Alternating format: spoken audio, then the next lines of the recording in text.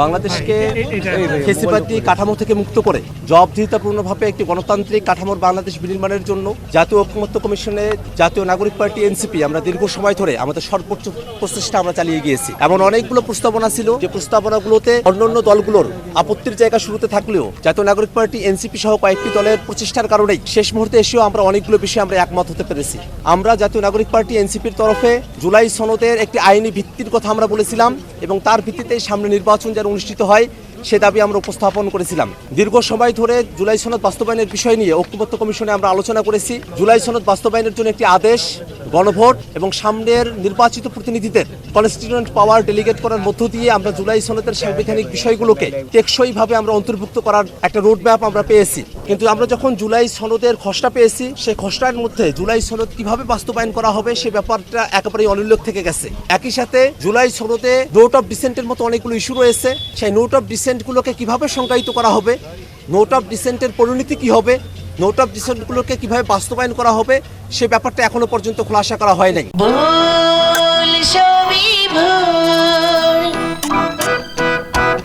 একই সাথে যে আদেশটার মধ্য দিয়ে জুলাই সনদকে আইনি ভিত্তি দেওয়ার কথা সে আদেশটা আসলে কিরকম হবে সেই ব্যাপারটা আমাদের কাছে এখনো খোলাসা নয়। আমরা জাতীয় নাগরিক পার্টি এনসিপির তরফ থেকে দাবি জানিয়েছি, প্রস্তাব রেখেছি যেন সে আদেশটাকে জুলাই সনদ বাস্তবায়ন আদেশ বা সংবিধান সংস্কার আদেশ এমন কোনো নামে সে আদেশটাকে জারি করা হয় এবং সে আদেশ সেটা যেন জনগণের সার্বভৌম অভিপ্রায় যেটা প্রকাশিত হয়েছিল অভ্যুত্থানের মধ্য দিয়ে সেখান থেকে উৎসারিত হয়ে head of the government professor doctor Mohammad Yunus তার জারিকৃত আদেশ হয় সে ব্যাপারটা আমরা প্রস্তাব আকারে এখানে উপস্থাপন করেছি। একই সাথে যে গণভোট অনুষ্ঠিত হবে সেই গণভোটের প্রশ্নটা কি রকম হবে সে ব্যাপারটাও আমাদের কাছে এখনো পর্যন্ত অস্পষ্ট। আমরা আজকে কমিশনের মিটিংয়ে প্রধান উপদেষ্টার উপস্থিতিতে একথা ব্যক্ত করেছি যে দীর্ঘ সময় ধরে রাজনৈতিক দলগুলো আমরা এখানে পরস্পরের নানা ধরনের রাজনৈতিক মতবিরোধ থাকা সত্ত্বেও আমরা অত্যন্ত সৌহার্দ্যপূর্ণ পরিবেশের মধ্য দিয়ে আমাদের আলোচনাকে অগ্রসর করতে পেরেছি। ঐকমত্য কমিশনের সদস্যরা তার অত্যন্ত ধৈর্যের পরিচয় দিয়ে আমাদের আলোচনাগুলো শুনেছেন। আমরা একটা পরিণতির দিকে অগ্রসর হচ্ছে, এই কারণে রাজনৈতিক দলসমূহ, ঐকমত্য কমিশন এবং প্রধান উপদেষ্টাকে আমরা ধন্যবাদ জানাই।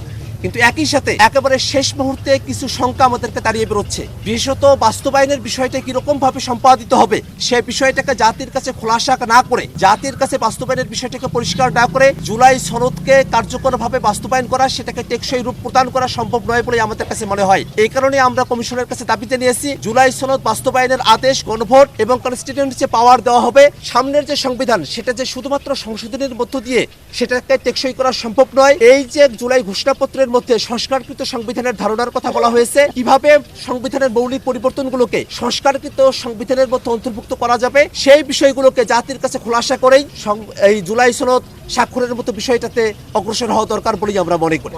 রাজনৈতিক দলগুলো আমরা জুলাই সনদের আইনি ভিত্তি দেওয়ার ব্যাপারে একমত হয়েছি। একটা আদেশ জারি করার মধ্য দিয়ে এটা করা হবে, কিন্তু সে আদেশ আসলে কে জারি করবেন, কোথায় থেকে এই আদেশ জারি করার ক্ষমতা উৎসাহিত হবে এবং সে আদেশের ধরনটা কিরকম হবে, সেখানে কি গণভোটের বিষয়টাকে পরিষ্কার করা হবে কিনা সেই বিষয়গুলো এখনো পর্যন্ত আমাদের কাছে ধোঁয়াশাপূর্ণ রয়ে গেছে। আমরা চাই যে জুলাই সনদ বাস্তবায়ন যে আদেশ জারি করা হবে সেটা যেন হেড অফ দ্য গভর্নমেন্ট হিসেবে ডক্টর মোহাম্মদ ইউনূস এটা জারি করেন এবং একই সাথে এই আদেশের মধ্য দিয়ে যে গণভোট অনুষ্ঠিত হবে সেই গণভোটের মধ্য দিয়ে সামনের যে সংসদ হবে সেখানে যে প্রতিনিধিরা আসবেন তারা যেন কনস্টিটিউয়েন্ট পাওয়ার পেয়ে সংবিধান শুধু সংশোধনের মধ্য দিয়ে এটাকে যেহেতু টেকসই করা সম্ভবপর নয়, এটা যেন একটা সংস্কারকৃত সংবিধান, আমরা যেন 2026-এর ছাত্র জনতার আত্মত্যাগের বিনিময়ে নতুন একটা বেসমেন্ট এই সংবিধানে আমরা অন্তর্ভুক্ত করতে পারি সেই দাবি আমরা ঐকমত্য কমিশনের কাছে উপস্থাপন করেছি। একই সাথে আমরা এই কথাও বলেছি যে এই বিষয়গুলোকে জাতির কাছে খোলাসা করা হলেই তবেই কেবল স্বাক্ষর অনুষ্ঠান বা এই জুলাই সনদ সেটা জাতির কাছে একটা পরিপূর্ণ ডকুমেন্ট হিসেবে উপস্থাপিত হবে।